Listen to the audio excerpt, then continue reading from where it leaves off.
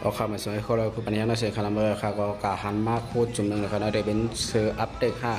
นั่นก็เดี๋ยวเป็นปุ้งข้ามห้าเสือสีข้ามห้าแล้วก็ข่าวไปพูดอะไรครับเนาะสีแดงสีแดงเดี๋ยวเนี่ยมันเสือสีข้ามก็ไม่พูดอะไรครับเนาะค่ะก็เลยก็มันเดี๋ยวผู้ปัญญาค่ะก็เนาะก็เดี๋ยวมาเดียก็ได้ไปด้วยกันเนาะเอาค่ะนะก็เดี๋ยวเป็นก้าเดี๋ยวมันปัญนานะครับเนาะค่ะเดี๋ยวหันก้าฝีหลังข้าไหลนั่นก็เดี๋ยวมีการที่นั่นสองคัน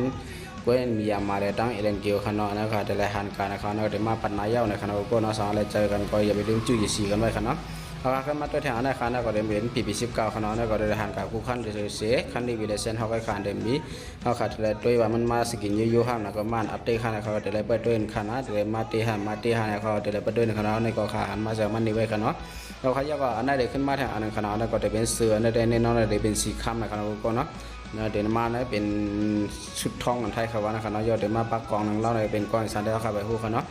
ยันว่าเป็นไปจองยาวเต็มไม่ขนาดเป็นไปออกไว้เต็มเลยครับก็เลยกล่าวมาเนี่ยก็จะหนาเบอร์ออกไว้ขนาดนั้นก็จะเป็นความมันพอถึงกับเลยไปเจ็ดเลยไปทางความหัวเนาะก็จะไปด้วยตรงกันครับเนาะ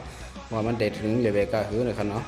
สำหรับใครจกกันก็ให้อยู่สีไว้ขนาดจะอยู่สีไปคือในก็ดีขาเขาทับสายน้ำคงสายในขนาดตั้งมาดีในเพชรปกส่วนตัวขนาดนั้นขนาดก็จะเป็นเมื่อขาลงเครื่องวินาเดมาในปัตนาในขนาดสีสันปัตนาในก็บอกขาลงเครื่องวินาขาได้เลยขี่ยัดท่ามนั่นก็ลดไพ่ในขนาดให้ในลงกันในขนาดก็ห่างให้ขนาดสำหรับใครจกกันก็อย่าลืมจุยสีกันไว้ขนาดข้าสามารถจะคิวเยอะขานะก็อย่าลืมติ๊กไลค์ติ๊กซีติ๊กซับสไครป์บันเขาอยู่ทุก MP เกมมิ่งข่าวส่งวันนี้ได้สิ่งขนาด